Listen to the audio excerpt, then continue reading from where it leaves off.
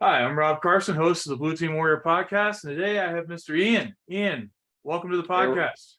hey, Rob, thanks for having me. Hey, thanks so much. So again, it's three easy questions. So first one is, tell me about yourself. What do you do? So, Ian Amit, I am a hacker, first and foremost. Right now, I'm the CEO and co-founder of Gombok AI, which is a cloud infrastructure security solution provider.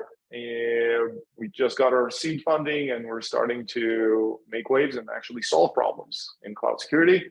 Before that, a long history in information security, or the cybers, as I like to call these days.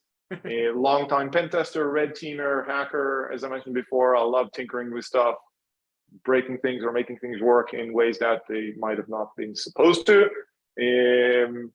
Spent years in security research, in consulting, in working with different companies.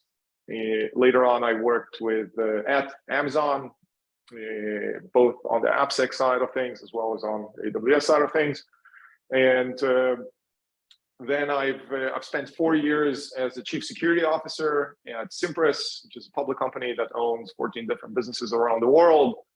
Super fun, and that led me to this job. And I was at a decision point where I was like, all right, what do I want to do when I grow up? And it was either another C-level executive job or starting from scratch and solving a problem for everyone, not just one company. Awesome. That's great. So next question, tell me a time you were a Blue Team Warrior or one of your team was. Oh, wow. I think one of the most exciting times that I've been on the blue team and was kind of facing a challenge was actually it was back at the time where I was a CISO, and I ran a red team, that I hired a third-party company to do on our company. There were 4 people on our side that knew that a red team is going to happen or is happening. It was myself, the CEO, the CFO, and the CTO. That's it. And the rest of the company, 16,000 people, had no idea. And we unleashed the red team. At some point, the red team was starting to get detected, as a good red team starts to kind of ramp up slowly, and to see, at which point and what kind of level of activity the blue team starts to track it down. And obviously we start having like an incident handling on our side, on the SOC side, and kind of started a war room and dealing with the incident. And again, no one knows that this is not an actual incident. However, during the investigation, during the incident itself, we realized that we actually did have another incident going on. And wow. I was kind of calling I'm the only one communicating between the red team and both with the red team as well as with the blue team. And I was like asking the red team, hey, good job you guys on doing this and that. This is like a really cool simulation of a crypto miner. And the red team goes like, what crypto miner? What are you talking about? We never touched that environment. I was like, oh, okay, that's good to know. We actually have an incident on our hands. So the SOC obviously had their hands full. The SOC obviously had their hands full because, again, they didn't know that these two things were unrelated. They still was like, oh my God, everything is on fire and what's going on? I had my hands full because I had to, first of all, manage an actual incident alongside the red team one. And I had to keep playing along and make sure that no one knows that the red team is going on. So we kept on treating the red team as an actual incident.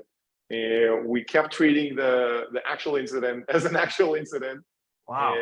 Yeah, the blue team, I mean, after the fact, I was the most hated person in the company for a good few weeks. Like everyone was like, I was just walking down the corridors. It was like, Ian, and you could just see, it was like the exasperation on people's faces, like, God damn you with your, and since then, everything that, every little thing, every little like phishing email, every little, minute incident, it's like, is this a red team?